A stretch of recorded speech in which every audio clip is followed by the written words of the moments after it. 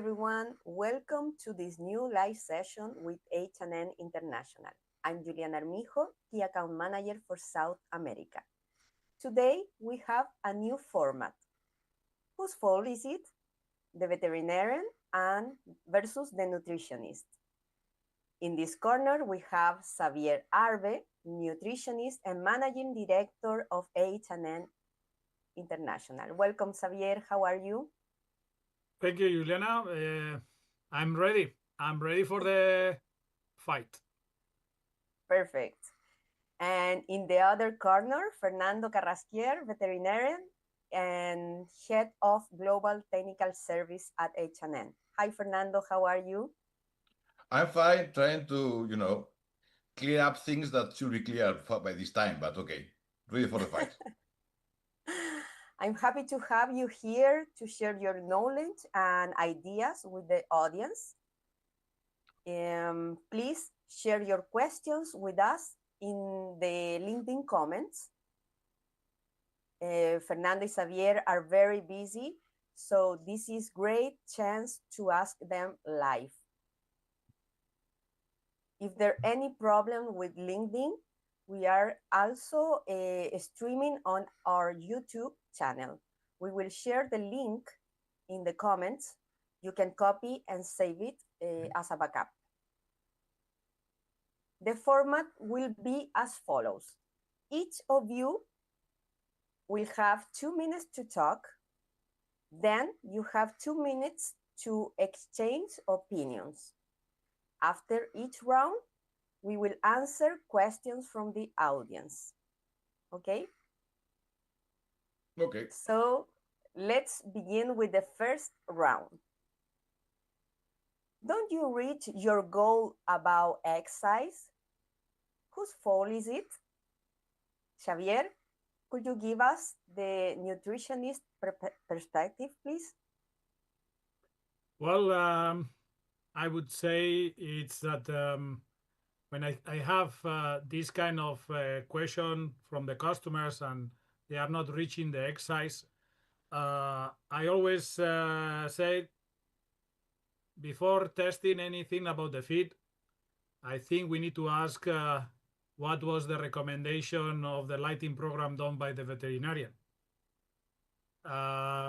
Definitely, there is a big component of management when we are talking about the exercise. If the veterinarian has done the proper job, so he was following and he was there giving the right recommendation, so then is when usually I jump in and I start thinking about different things like the diets at the beginning of the production, the levels of amino acids. And and that one, I think it's very important. We have seen that the modern layers, and we have done previous online meetings, and also we have a new technical tip, our feed inside, talking about how sensitive are the hens about the amino acids. So if the hens can have the amino acids and they are using for the egg size or egg weight, then they will give you the egg size that you are looking for. But I know first, and I don't want to enter in the job or job description of a veterinarian, the lighting program should be done properly. If not, doesn't matter how good I make the diets and how perfect is the balance of energy and lysine ratio and everything, is not going to work. So I think that's the ball for Fernando. Okay, time out. Fernando, could you give us the veterinarian perspective? Well, look, what we do veterinarians is to solve problems, okay? From the pathological point of view, if you have a low egg weight, that could be a sign that there is some pathology running in your farm.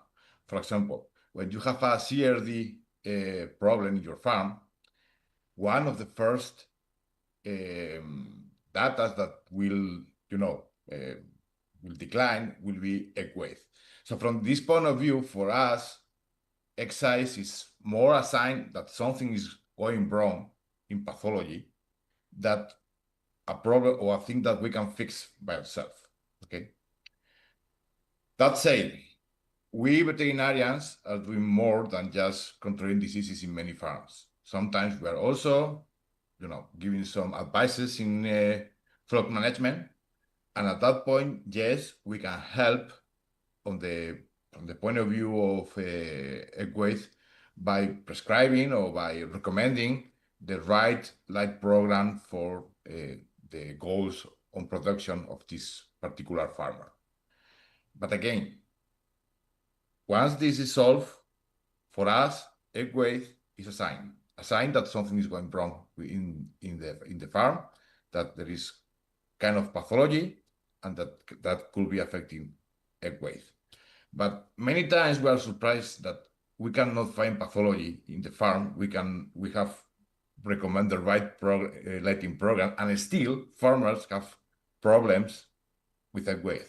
At that point, I think that we should go back and review if the recipes coming from the nutritionist were right or not. And that is. You have 8 seconds. I don't need these 8 seconds. Thank you. Okay. To the audience, please share your questions or comments about exercise in the LinkedIn comments. Now you both have 2 minutes to talk. No fight, please. Okay. Xavier, let's be clear. I mean, once we have done our job, egg weight for us is a sign. It's no longer something we can deal with when there is problems.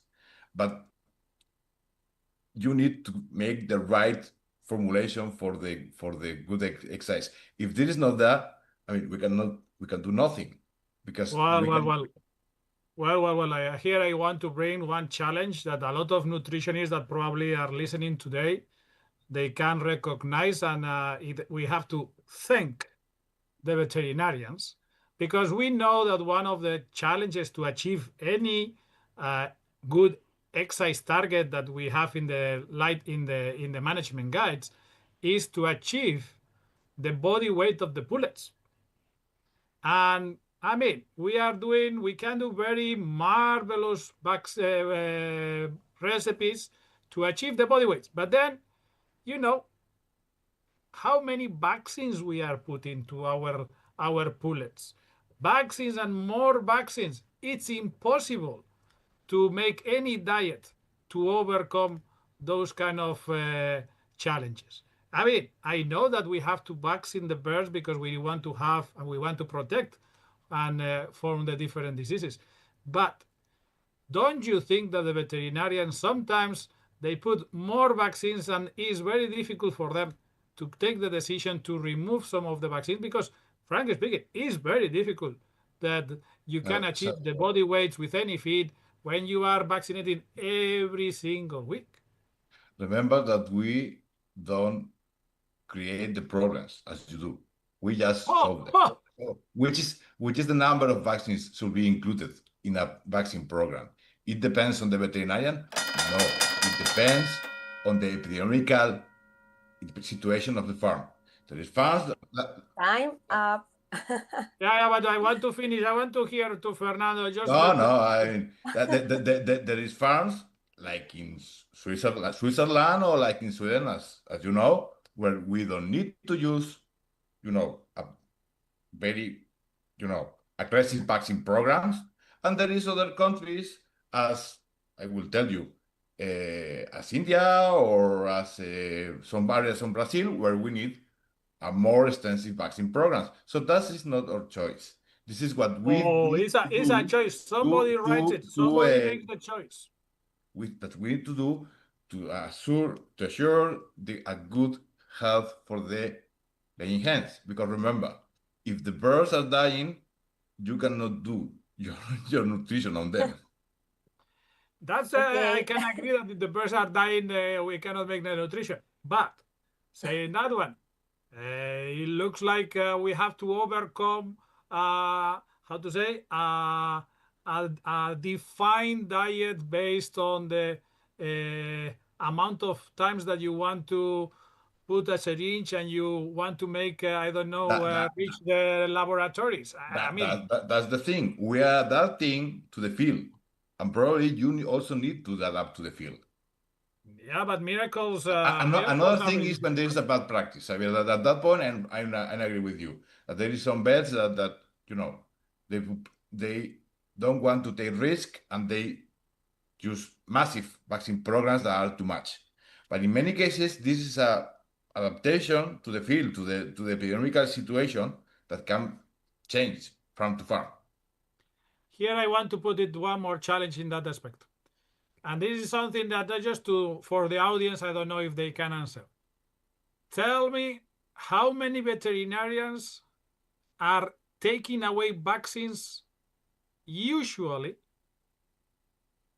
in the whole life that they have from the vaccine program, and how many nutritionists we are forced to remove additives or some special products to protect the gut health or wherever, just because it's expensive.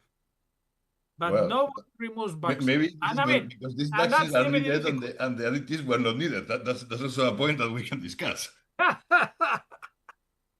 But I mean, going back to the concept, I think is the lighting program. I think is very key, and that's one of the things, as Fernando was mentioning, is that it has to be done properly to achieve the body weight of the pullets and the layers. And of course, when the egg size drops, everyone gets nervous, no? And as you said, something is going on in the farm when the egg size drops. And that one first call the veterinarian and then you call the nutritionist. I will tell that this is very important to work together Yeah. because at some point, when there is a drop in exercise, it could be pathology, it could be a problem in feed. In any case, a quick answer and a quick reply to the problem could mean a very different outcome, especially economical outcome for the producer. So working together as everything in life, is key. As you said, Fernando, you cannot feed hens that they are dead. Yeah, and it's very difficult that you are having bright results with the best feed in the world if those birds are having or suffering pathology. Yeah. Okay, I have some questions for you. Okay. Can a small hen lay big eggs? No. It's very I mean, no. difficult. I define big eggs, define small eggs, define big hens and small hens. But normally, no. I mean, if we are recommending a lighting program, which is, stimulating birds that are too small, these birds are going to lay by their whole life smaller eggs. And there is nothing we can do. I mean, you can make some, fine tuning by using the right More amino nutrition, acids. Let's put it this, more that amino acids. is, Yeah. I mean, you already have taken the wrong decision in the previous step, and you cannot go back. So that is why we are putting so much effort in explaining lighting programs, because this one decision, once you have taken, you cannot go back. I mean, with the nutrition, you can create a window, no, of the response of the birds to that perspective, no. So if you have done, as Fernando was mentioning, as you have done an early stimulation or a stimulation where the birds are small, so that means that the window of the scope that you can play with the nutrition, the exercise is going to be different, no. So I mean, we have seen with our research that you can modify 3 to 4 grams. Yeah, it was close to it was 4 grams, almost 4 grams the exercise from the highest levels to the lowest levels. But definitely, if you stimulate earlier, the range is going to be different. And if you want to push to get in the high side of the range, also it means that the feed is going to be more expensive. So not a good idea, I would say. I have a question from the audience. Mm-hmm. Can we get rid of antibiotics in broiler? In broiler. Well, we are not working in bread industry at this moment of our life, Xavier. Uh-huh. But from the past, yeah, if you are working correctly and following a right program, why not? Eh? And it's not something we are saying. This is something is done in many countries. Okay, not for all flocks, but for many flocks it's possible. Yeah, I think that there is a differentiation to make. No, is the antibiotics as a therapeutical situations that okay, that can happen, and the other one is to use the antibiotics as a growth promoter or because I'm scared of what is going to happen. No, I mean the typical oh I'm going to give antibiotics the first 4 days because I want to keep them alive or something like that. Okay, those are practices that with good biosecurity, good chick quality and things like that can be avoided.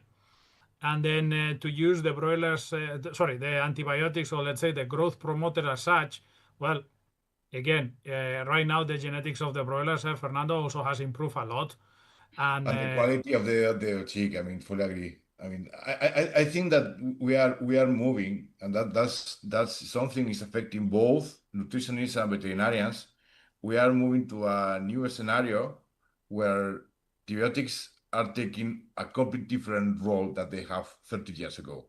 Well, they were used for as a growth promoter or for trying to prevent some diseases.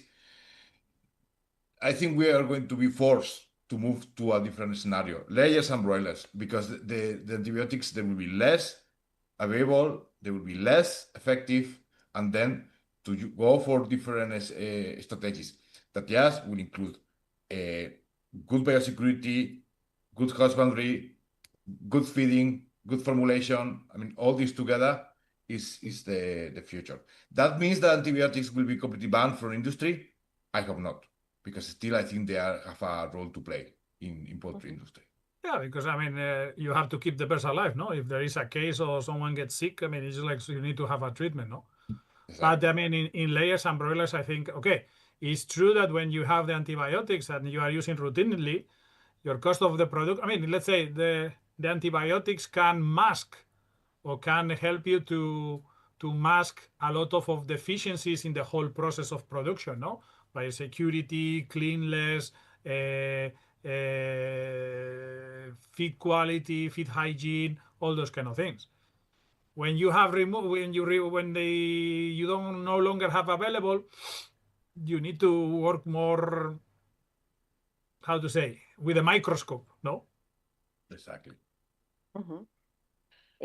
Aniel said in LinkedIn, need to find the cause first before blaming which side need to adjust.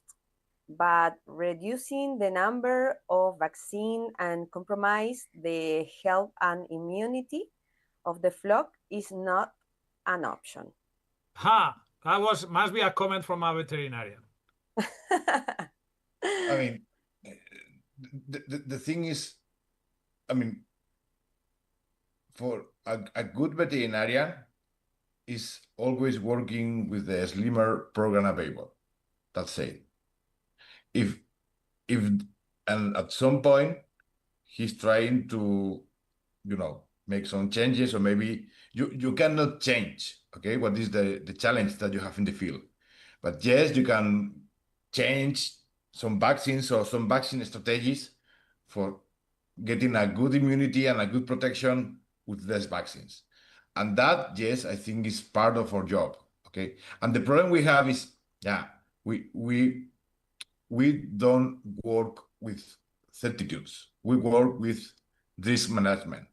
And that's extremely difficult many times. Okay, because you don't know if, by changing this vaccine by this other, the program will be solid enough for the challenge you will have in the field or not.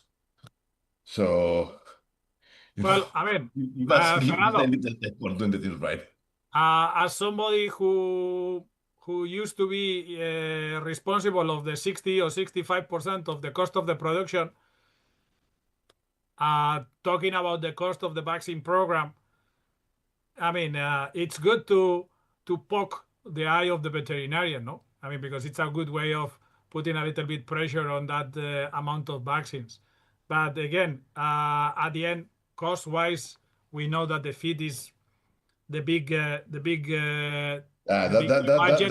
That's a point, Xavier, that when you go to numbers and to the cost of production, this is a point I need to concede to you. I mean, most of the money is in the feed, and in layers, particularly, this is completely true. So we vets, we need to have to make our birds performant, to give them the conditions where they can perform correctly. Okay, and for that, you need first be free of diseases, be free of mistakes in husbandry, and then for sure working with the right genetic and having a good fit. Okay, and the part of the good fit is you who is working with. Okay, Yeah. there is two. Then these different parts of production they have kind of retrofit feeding. Okay, if you are not having a good feeding and this feeding is destroying immune system because you are having oxidative stress, then vaccines will not work for life of the birds. If the birds are not growing in the right way during the first, I will tell you, 3 to 6 weeks, and they cannot develop in the right way a good immunity, then the vaccines will not work in the right way. So yeah, for sure there is interconnections, and this is the good part of this industry that everything is interconnected, and you need to speak with each other to see how we can deal with the things. For example, Xavier, there is something we speak very often. Okay, I can reduce for vaccines, even if this is a high risk for the for the flock. You can increase 20% all your um, risk margins. Okay, so you increase energy, but if the farmer is not giving these little pullets the right feeder space, this flock is not going to perform in the right way. Okay, and we have done our best. Okay, but if this flock is overstocked, this is not going to work. Okay. Yeah. Okay. Sorry, we need to start the second round. Okay. Are you having any issues with the mortality? Whose fault is it? Xavier, can you start? Well, I think I need less than 20 seconds. If you have a problem with mortality, call the vet. I mean, I don't need any more minutes in this one. I mean, if there is an increase of mortality, I would say in general, I will call the vet. The nutritionist, I mean, okay, then you can start discussing some of physiological or physiology related diseases, no? And then the other one is the favorite one of a veterinarian when they open the hen and says mycotoxins. Yeah, because when there is nothing else that we can find, probably let's try to see if there are mycotoxins. But I mean, I would say in general, I mean, first call the vet because we need to make a necropsy, see the findings, open the hen from the beginning to the end, make a full idea of what is happening, and then perhaps we can discuss if there are mycotoxins or no mycotoxins or something like that. No? But I think first call the vet and then we can start discussing. That's my take. I told you, I mean, I tried to make a little bit longer, but for me, it's clear. I need to know what the birds are showing, so then we can discuss. Okay. Fernando, it's Yeah, your turn. when we have mortality, I don't know if this is the vet fault, but for sure it's the vet who need to solve the situation. Okay, so and the mortality can be there for different reasons. Okay, for some diseases, this is not related to the nutritionist. This is related to the vaccine program, the biosecurity program, and is the vet to solve this situation. There is just one particular type of mortality, okay, which is after 50 weeks, okay, that is what we call non-specific mortality, where you have birds that, well, they have, you know, a bad situation with the liver, they have kind of anemia. Well, these are birds that probably, normally these are flocks that have been producing, you know, in a very high rate. So for this type of mortality, you know, birds after 50 weeks with non-specific mortality. No, well, normally this mortality is coming for chronic stress, okay? And in many cases, this is oxidative stress. And for the oxidative stress, to solve the problem, not to say whose fault, because that's not important, but who can help to solve the problem. At that point, yes, we need the nutritionist on board, okay? Because there is some parts of the nutrition or some fine-tuning the nutrition that can help a lot. And for the mycotoxins, yeah, I think it's the big excuse in poultry industry, but also they are a reality. So when for many farmers, for many producers, is something is done, it's, you know, it's a big box to, well, send, you know, the problems, you know, this because of the mycotoxins. In other farms or in other producers, Fernando, it's a big time's problem. up. Yeah, just let me finish. I have sometimes reduced my number of vaccines for increasing the mycotoxin binder used in the farm. That has been my recommendation more than more than one time, and I think everything is working together. Perfect. To the audience, don't forget to share your questions about mortality in the comments. And now you both have 2 minutes to talk.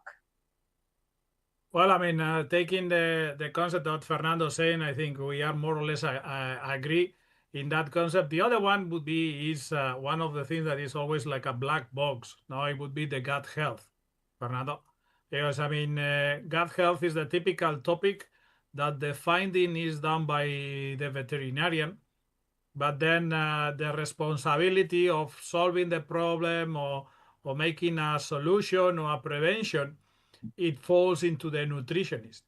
And this is one of the topics that I always had my doubts of how it is managed from the perspective of the companies or the groups, no? Because I mean, you have a company who is showing you probiotics, prebiotics, organic acids type of thing. And usually they concentrate in the nutrition because at the end it goes into the feed, no? But I think it could be, and look at what I'm saying, I'm just being here a very nice guy. I think it should be how to say, it should be a decision taken by both sides, no? The one who is looking after the health, and the other one that also the one who is putting the products in or is increasing the cost. I really think that gut health is a garden that we have just entered into this garden, and we have discovered this is not a garden, it's a forest. And the implications behind many things in gut health are so big. I mean, for example, we know that if there is not a good development of gut health from week 2 to week 6, you know, during the breeding period, the adaptive immunity is affected for life. For life. I mean, same for these prebiotics. I mean, how they are working, which kind of protection they are providing. I mean, as I said, we are moving to a different scenario. Okay, before we were telling these bacteria just to say nothing, and now we want to listen to them, and Fernando? we need to learn much more on them. Yeah, just give us a little bit more time, Juliana. Just 2 minutes more, please. I know that we have to make a break, and probably there are questions. Are there questions already or not? Yes, not one yeah? question. Okay, so just please. one. Sorry. Just one thing, Sí. Fernando. Okay. I think is what Fernando's saying is that how the microflora is changing because the what it is done in pullets and how it's developed that immunity at the beginning, it's a big thing. I mean, and not only that, also how the flora can change with the different raw materials that we are choosing. That's another additional factor that that's why I think here is a topic that sometimes is separatedly explained to the nutritionist and the veterinarian. I think it should be more a joint meeting. Sorry. And as I No, say, it's okay. this is a forest. I mean, the other, there's some publication showing that different gut microbiota, different behavior of the hens. Yeah. So, but it is how is this affecting to the final result, to having a cannibalism or not having a cannibalism episode? That's also something that we need to discuss and we need to do more research. But this is a forest. This is something we are going to speak a lot in the coming years. And yes, we need to work together on this. Perfect. The question, please answer, can we get rid of antibiotics completely and can really on probiotics, prebiotics, and organic acids? Okay. Completely as a growth promoter, I would say the answer would be yes, in layers. Then the question is the combination. What is the magic combination of prebiotics, probiotics, and organic acid? I have to tell, I don't know. It goes case by case, it goes farm by farm, and it goes company by company. That's my experience. Fernando, I don't know if you want to add something. My point is I keep saying the same thing. We are moving to this scenario for many reasons. One of the reasons is because we have now genetics and that are much more performant than 20, 30, 40 years ago. So from the point of view of veterinary medicine, we have moved from treatment and prevention to completely to prevention. We don't want to speak about treatment because treatment is always losing money. So which is the role that antibiotics have in prevention? Little. If I would say none, it's not something we need to use for prevention. But with this, if we are failing in prevention and we have pathology, for sure we need to treat. And at that point, antibiotics are still playing a role. But they are not one of the pillars of our health program. These are all one of the corrective measures that we have in case we are having problems or we are having some flocks that are not performing the right way. Okay, so that's little by little the movement that we need to do. Moving these antibiotics from prevention, removing them from the prevention part of our health program to the corrective measures point of view. And I will tell you, if the antibiotics are available in your country and you have some flocks that are having problems, still I think that it's fair to use them for that. In the right way, following the right ways of veterinary science, the correct time, the correct white travel time, doing everything in the right way. But for corrective measures, still is a tool to be used. Perfect. Let's take a break. If you need coffee or need to make a quick call, this is the time, 2 minutes, and we'll come back. If you want to stay, we have some interesting videos for you.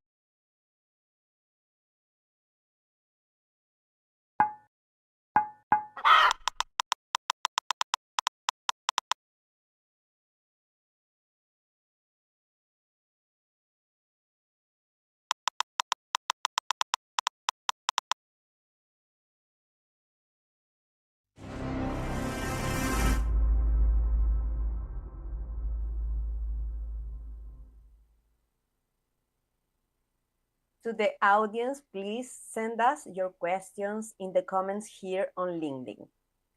Third round, and the question is, don't you reach the standard about the weight of the pullets? Whose fault is it? Xavier, please go ahead. Well, I would say is that from the point of view of not achieving the body weight of the pullets, I think one of the biggest fault, as far as I see it in the market and after several research and all the knowledge that we have about how to make the birds grow, I think the biggest responsible here, I would say, is not the veterinarian Fernando. I would say is, here we might get some reaction, is the one who decided not to put enough feeder space to the pullets. I mean, yes, I have said before that the vaccinations play a role, and I do believe that part, but the biggest factor for not achieving the body weight of the pullets, there could be some management, vaccinations, temperatures, and things like that. But the biggest challenge that we see worldwide, is not feeder space, not enough feeder space for the pullets.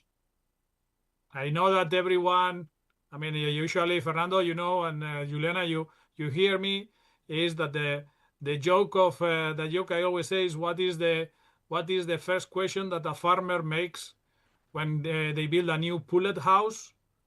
No matter if it's in Chile, in Spain, in Thailand, or in the US, or in South Africa, is can I put one bird more? And if the answer is yes, the second question is can I put one bird more? So that one has a cost from the point of view of achieving the body weight. And sorry, but we cannot overcome with the feed. We can do some things that perhaps we can discuss later. But sometimes when the cage or the feeding area is overcrowded, you cannot overcome with the Okay, Fernando, your turn. Well, we are going to have little discussion on this point, Xavier. I mean, the main driver for a right growth in laying hens, in pullets, is feeder space. Be careful, not stocking area, but feeder space. That's a critical point that we need to understand. And this is having, interaction with many other things. For example, with temperature, okay? Because we know that not in all the countries all around the world we can have a comfort temperature for pullets. And sometimes we are working with a higher temperature, okay? At that point, feeder space will be even more important. Vaccine programs which need a lot of vaccines, and even worse, a lot of injected vaccines. At that point, feeder space will also play a big role, okay? If you are using a lot of killed vaccines and you are working with a really low feeder space, each time you are administering one of these vaccines, your flock will not just lose egg weight, but something that, body weight, but something is even more important, uniformity. Because remember that during the first days after a killed vaccine, your birds have this reaction in the point you have injected the vaccine, and normally they are quite reluctant to feed, okay, to get access to the feed. If we are working with a little feeder space, when they are recovering themselves and they are trying to feed again, the smaller one will have problems for feeding the right way because the bigger one were using this feeder space. So it's something I think I have been speaking 2 minutes. I can be speaking 20 minutes on this. I think Xavier also. Yes, Okay. and I mean, in that discussion, I think one of the things that we know, I mean, we can grow the birds. That's not a problem. I mean, now, 20 years ago, Fernando, remember that somebody started making crumble. 20 years ago, someone started making crumble for pullets. And it was very easy that with the crumbles and the pullets, at the beginning, the first 5 weeks, you can grow faster and you can avoid some challenges that you can have from the management point of view. But if you don't have enough feeder space, no matter how good is the crumble, how much energy you put it, I mean, the birds cannot eat. And forget about it, the miracles that you can make it. It's like the access to the feed. That's the first thing. No, it's if you have a table for 4, or let's say a table for 3 here, and we have a nice dinner, no problem. Easy, we can have a nice lunch or dinner or whatever, and there's not going to be much fight. But if in the same table we put the double of the people, instead of a table for 3, is a table for 6, with the same feed, we are going to fight each other to get the get the food, no? So same thing for pullets. And yeah, I mean, I know this is not easy talk, because yes, there is a big investment in the house and everyone wants to maximize the cost of the house and wants to put the pullets because I want to have more eggs per house and things like that. But I mean, then it becomes a nightmare in the long term. And we have to spend more money of making crumbles and the vaccinations and the mortalities and all those kind of things. I mean, I always said is for somebody who still thinks like feeder space is, or they don't want to believe what I'm saying. Just try to talk to somebody in Europe when they change in 2011 from 450 square centimeters, that was the cage space and things like that, for 550. You need less pullets. So then suddenly the pullets, they were 350 square centimeters. The feeder space was 5 centimeters. Life became much easier to achieve the body weights. But again, it's also a sensitive topic, Fernando, because it's about big. I mean, one layer house is going to be, let's say, 300,000 euros, something like that, or more.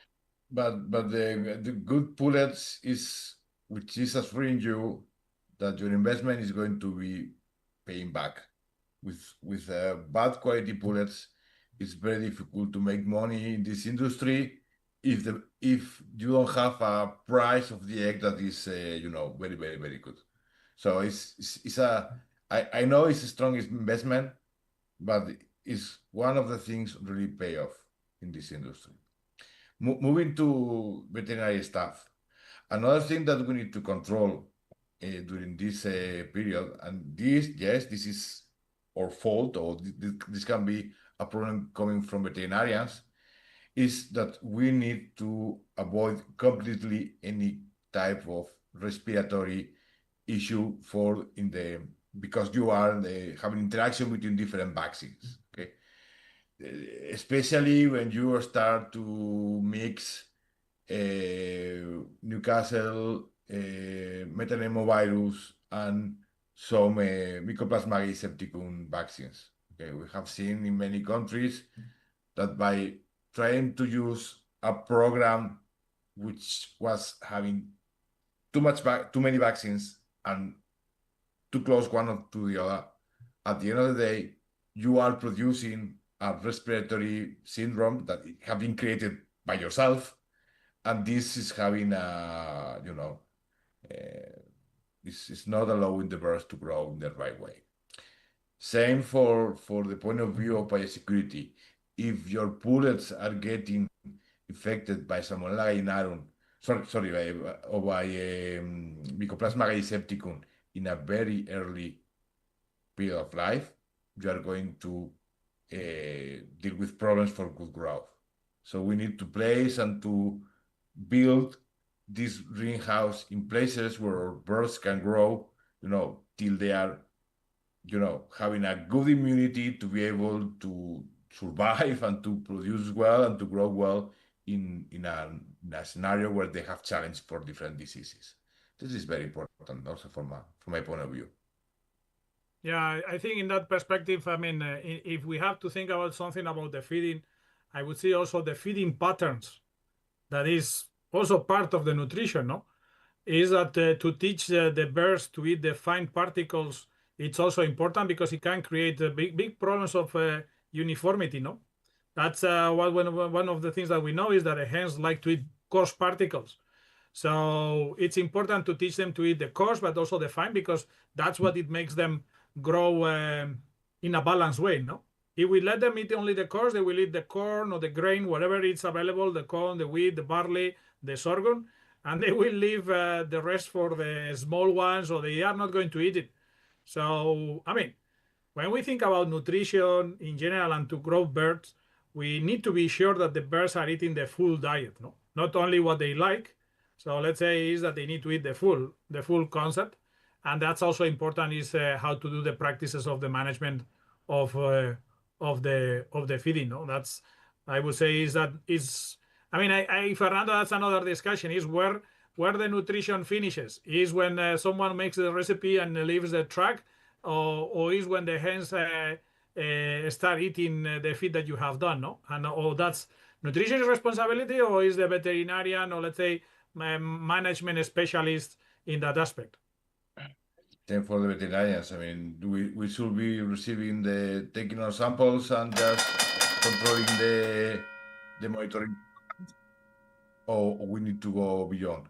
I think we need to be more present at farm level because that is which makes difference and which make us to be together somewhere, which is where we are working at the end of the day, which is the farms, and where we can start to have positive interactions. Okay. We had to increase the discussion time. 2 minutes was too short for you, and apparently it was enough. No, But it's wasn't okay. enough. I have a question from the previous round. Yeah. Oh, okay. For breeders, I read many articles relating failure of proper coccidiosis control programs on Clostridial infection affecting the bird joints. Some cocci vaccines fail to do good jobs only because of humidity of the litter. How to keep? Can we assess the good development of cocci from the droppings? And is there any kits to do? Very good question, and it's very well explained. I mean, first thing that we need to understand is now in industry we have two types of vaccines. Okay, natural vaccines and attenuated vaccines. Okay, the big point for natural vaccines is that they have a really good spreading. Okay, in the field, the big problem they have is that they can provoke pathology. And in the other hand, we have attenuated vaccines that are the opposite. They are making little lesions by themselves, but they are very bad spreading, okay, in the field. So, first of all, we need to know for that, giving a good answer to this question, which one this person was working with. I assumed by what he's saying that he's working with attenuated vaccines, okay, which makes sense for me and for the type of question he's posing. At that point, it depends one, which type of building material are you using? Maybe just from moving from dry husk to good savings, it could be enough for increasing a little the humidity and let these office to exfoliate in the right way. And if there is not good saving or good saving bedding material is too expensive in his region or her region, at that point I will tell him that he need to increase humidity in certain moments of the life of the bird, that probably is the first 2 weeks, okay, at the level of the drinkers, okay, because we know most of these feces are we have a high volume of feces in the drinkers area, okay, so just by putting some water or adding some water in this area, we can increase a little humidity in this area and let these othies to explorate in the right way, and then having a good recirculation of the vaccine and then a good protection for So, Fernando, you are mentioning us using the all yeah, you can use just a sprayer or something even more rudimentary, but you need to put a little to when you see that water is not with the pipe. no, we want to increase a little, okay? Okay, so that's why I mean it depends a little, because depends on where that's you're coming important from. point. That's why. Remember, the othies are not sporulating in a dry material, but also they are not sporulating in a very wet material. So we just want to increase a little let's say with the machine, with the typical pack with the water and just for create a example. little bit of moisture there, no? And you don't need to increase this moisture in a very radical way. Just a little. I mean, for letting this othies to sporulate a little better. Yeah, okay. Gotcha. I mean, I was already thinking of opening the pipe and putting water, so that's why. No. This is our best don't know how to swim for the moment. Okay, we have 2 comments from the audience. One person said, but if you add one more bird, you will to adapt the feeder space. If you add one more feed, you have to adapt. Yeah, but that one you cannot do it because it's the feeder space is set, no? If this is if the ring is up in it's a floor house, then maybe yes, you can put more. Okay, you can expand, yeah. Yeah, but at the end, Fernando, I mean, when you use the full house, we know that sometimes the feeder space, it's the driving problem is at the end of the production, no? When the birds are big, and then is when you have also another problem of low uniformity and things like that, no? I mean, I thought that the comment was saying is that when you remove one bird, you lose 400 eggs. That's usually the comment I hear. I said, yeah, but you are assuming that all the birds are producing 420 or 400 eggs, eh? That's a good assumption. I think in life we need to have balance. So and that's the problem with this, Xavier, that they are just thinking what you say. One extra bird means 400 eggs more, but they are not understanding that by adding one extra bird, maybe the birds are not longer producing 100, but 300 or 350. And by having a bird less, the birds can be achieving 500 eggs. So yeah, that's the point is that, I mean, sometimes because you have that one additional bird, it means that those birds are, you have to cull them with 80 weeks, 85 weeks, and you are not reaching the 100 weeks of our management guides. And that's also one of the things is that, yeah, you are producing 400 until 80 weeks, but you are losing 20 weeks of the production in your production farm. No? That's another way of looking at it. Yeah. And the second comment, feed distribution is also important if someone uses a slow feeder. Some birds will eat more than others. Yeah, that's I mean, we know that they are very territorial, no? I mean, the big sisters always eat first, and the little sister it's next. And in that perspective, Fernando, I mean, I think don't we have a nice picture somewhere that it shows how does it look like the feed at the beginning of the chain and then at the end of the chain? Don't we have a picture there somewhere? Yeah, we have something from like this coming from Leon Sugar, or colleague in Europe. At the end of the day, I mean, there is something that we need to understand is and you explained this very well, Xavier, with an example about the how to feed children. Okay, I mean, if you are cooking for a group of children, if you can cook whatever you want, okay? But if you are letting them to eat what they want, they will just eat, chocolates and candies and things like that. So you need to force them to eat all the feed that we have prepared for them, okay? So that's the same. if we are not having a good feeders management, then the birds will eat what they want, okay? Not what the nutritionist have prepared for them. And then for sure, the feed or the feeding is being disbalanced. I was a couple of weeks ago in somewhere in Latin America, looking for some cases of cannibalism in cage layers. And at the end of the day, the problem was that the birds were not eating the fine particles of the feed. Okay, so they were not eating enough salt.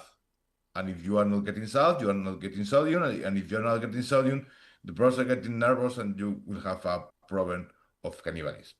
The I mean, problem and was not only because salt, because that's a typical answer of a veterinarian.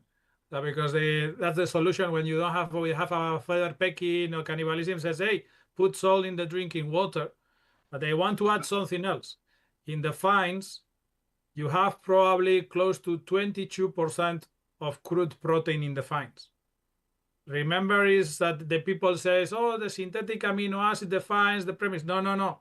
Remember, soya is very fine and is one of the biggest sources of amino acids. So if you test the fines, you will see that you have probably, as I said, 20 to 21% of crude protein that, as Fernando says, if they don't eat it, then the nightmare starts. And you have the also what they are not eating, what they are eating.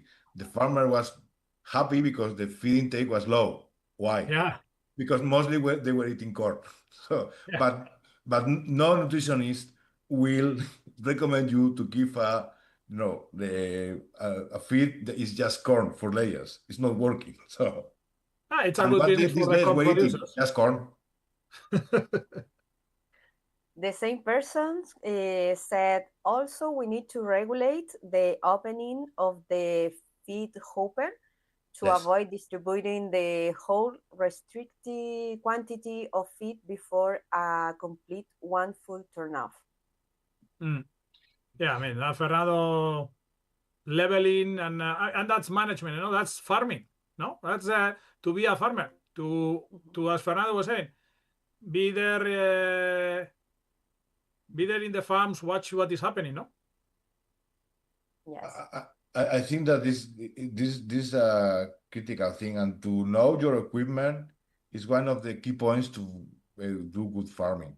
That I fully agree, because not all the hoppers are, have the same settings.